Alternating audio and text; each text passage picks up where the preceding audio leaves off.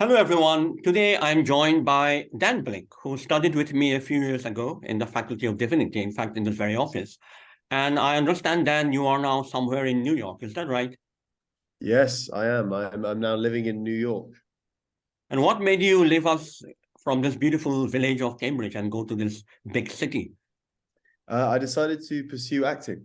So I got an opportunity to go study at a conservatory studio in New York for 2 years after the pandemic. I got the offer during the pandemic, and I Wow. thought, yeah, I've got to pursue that. So I followed it, and I'm here now. So you crossed the Atlantic to respond to the call of the spirit. Yeah, the impulse was too strong to deny. I love London. I love Cambridge especially, and I miss it. But it was time I felt for me to follow that impulse and see where it would take me next. All right. So, Dan, today I would like to talk to you about a few things related to the study of religion. So let's Mm. start with this question I have for you. When people hear the phrase the faculty of divinity, they may feel a bit puzzled or confused by the very word divinity. So, Mm. what on earth is divinity? Yeah. To me, divinity, and I've been thinking about this recently a lot, divinity relates to that sense of the ineffable, that sense of the incomprehensible in many ways, but which we can relate to through faith.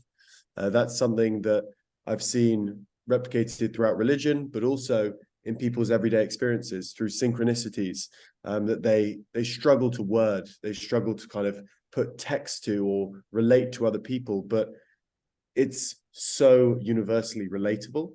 And it's for me that explanation which doesn't need to be explained, that I can rely on that word of divinity and automatically someone can get a sense of what I mean by that without me having to go into the detail of writing down exactly logically for them what occurred.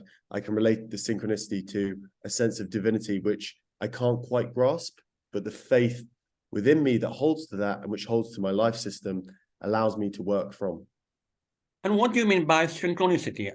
I heard Mm. you use that word a few times. Yeah. So a synchronicity. I'll give an example of one yesterday. I'm writing a short piece at the moment, which I'm working on for a short film, and it's about a barkeep.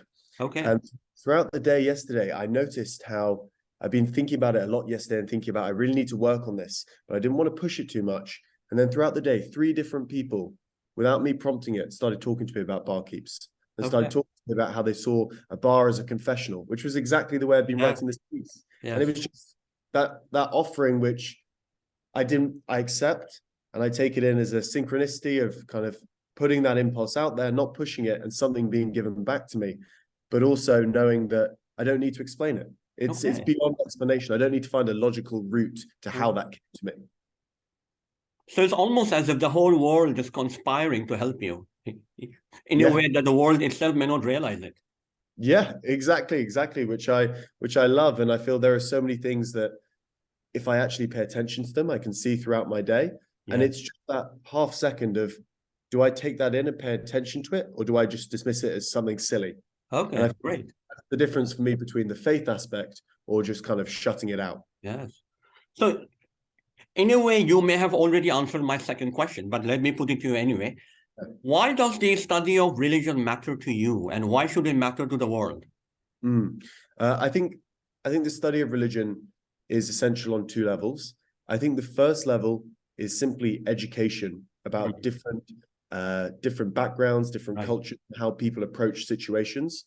Having been in America, I was very surprised to learn that religion isn't a part of the education curriculum here in high schools, Yeah. and having conversations with colleagues who have graduated from that system who have no knowledge of religious system, and it's fascinating, and they want to learn, and they kind of pursue their own resources.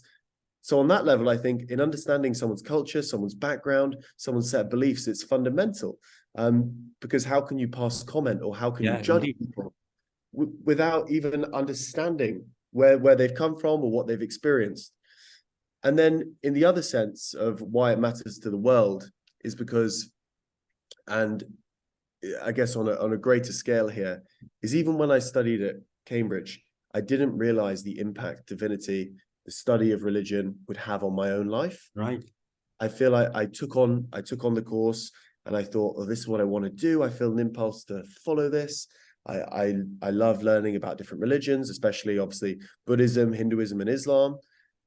But then when I left Cambridge, I suddenly started to realize how a lot of my work around acting, I was being given books on spirituality. And I was being given books where I looked at the principles and I read through the principle and I go, well, that's the Four Noble Truths, or that's the Eightfold Path. And I would start to see the connection of how what I'd taken as maybe a separate branch, so religion being a separate branch of kind of study, and taking it quite logically when I was at Cambridge. And I realized how fundamental it was to everything I was doing in my life and how I'd approach my relationships with my friends, with my colleagues, with my work, with my attitude towards my day, even as we were talking about synchronicities earlier. Okay, great. That's great to hear from you about all of this, because some of these thoughts are thoughts that even I work through in my own life. Now, the final question is a deep and profound question. How has the time you spent in the faculty during the undergraduate degree, what we call the tripos, how has it shaped or reshaped or recalibrated your understanding of what it means to be human? I feel that I often find myself going through my day now and I'll experience something, and something that I learned during the faculty will come back to me. It's like almost like a keystone or a touchstone in terms of, almost in a way with the study of divinity, almost as we talked about, a life philosophy. Yes. I have all these tools. I've been very privileged to have received all these tools through supervisions with yourself as well, where I can now approach a day and I'll feel an inclination and then I'll be reminded of Augustine. Or I'll feel an inclination, I'll be reminded of a parable or a piece of text from the Bible or a piece of scripture. And it's always fascinated me how that essentially, without even realizing it at the time, has given me, as I said, this tool set where I can now approach my life, or this toolkit, and I can go, okay, I actually know this. And if I want to, I can now go and read about it, because I know how to approach these things. That's for me, one of the best parts is I also, as well as that, I have the toolkit to go, I know how to analyze text. Indeed. So I can now go back, or well, to as much as I believe I can. So I can now go back and I can go, well, I read maybe Augustine's Confessions, or I read some Ramanuja, and now I can go back and think, I actually want to reread that. And I want to look at it with a fresh set of eyes. Yes. And the kind of the faculty of divinity gave me that, again, without even realizing it. And that's what I love. It was kind of like a subconscious implementation within me, a planting of a seed. It's given me that hunger to be curious about life, and I don't need to logically analyze everything. I don't need to understand with a set of rules exactly how something happened.